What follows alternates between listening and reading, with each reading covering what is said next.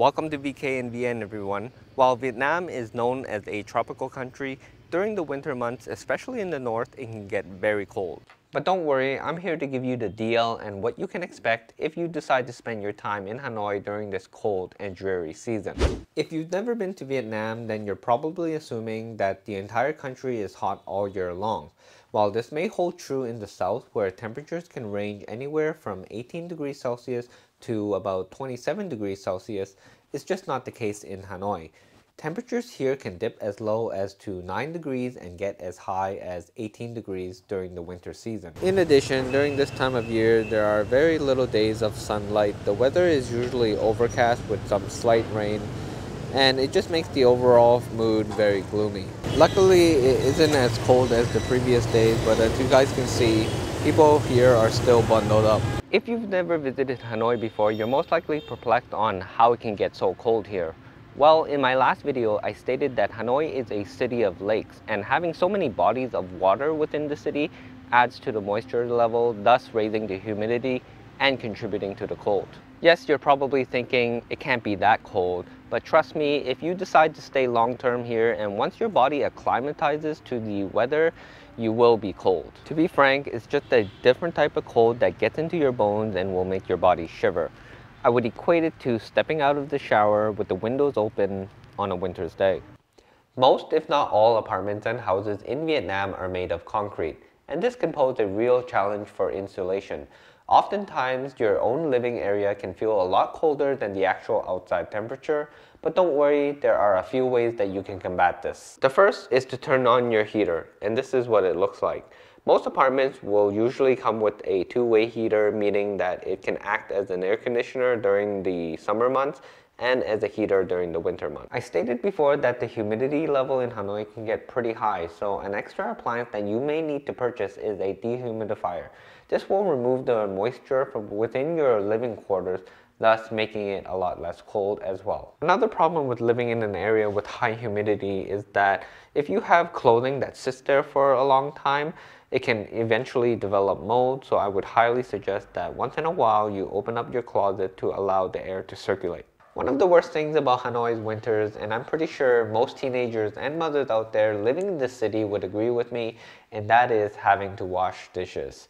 When washing dishes in Hanoi, you're forced to use freezing cold water, and if you have to do this on a daily basis, it could take a toll on your hand. Because most houses and apartments in Hanoi generally have a single water heater which is connected to the washroom and most likely not the kitchen.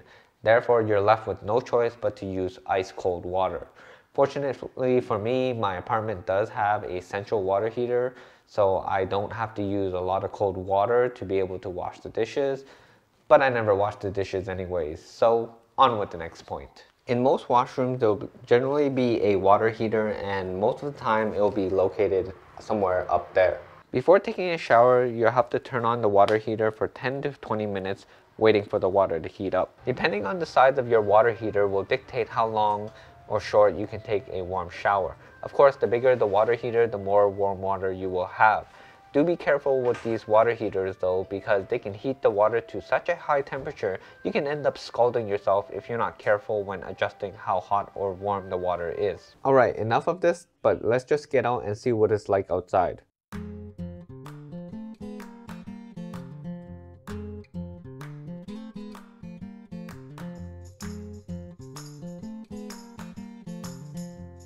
Roads are usually wet during this time of year, so it'd be advisable to wear appropriate shoes because people will splash you inadvertently. Surprisingly, it's not too cold today, but that's just a different story whenever you're driving a motorbike. So I'm actually filming on a different day right now, and today is definitely much more appropriate for the topic being discussed. Currently right now in Hanoi, it is 11 degrees. However, a few days ago, the temperature dropped to low as 8 degrees and it was raining. In that situation, the government will cancel primary school because many students and parents still travel by motorbike. So if you decide to travel around Hanoi, you'll most likely be using the same mode of transport, and here are some things to consider. While walking, you normally don't need gloves. However, you will need gloves when driving a motorbike because there is nothing protecting your hands, and basically your hands will also feel the wind chill when going 30 to 40 kilometers per hour.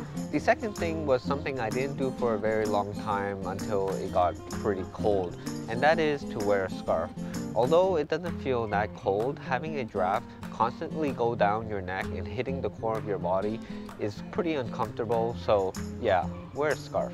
The next thing is probably the least that you will need, but I still wear one because I just like to remain toasty, and that is a hat. Although you do have a helmet when you are wearing a motorbike, it doesn't fully protect the back of your head and ears from the windshield. Last but not least, but I would consider the most important, and that is to wear some form of eye protection. Hanoi is a pretty dusty and polluted city, and while you're driving, a lot of debris can actually fly into your eye, thus impairing your vision while you are driving. And that concludes my video for today. I hope you guys found that helpful. If you ever do decide to visit Hanoi during this time of year, please don't underestimate how cold it can actually get. And I'll see you guys in the next video. Gotta get some exercise. God.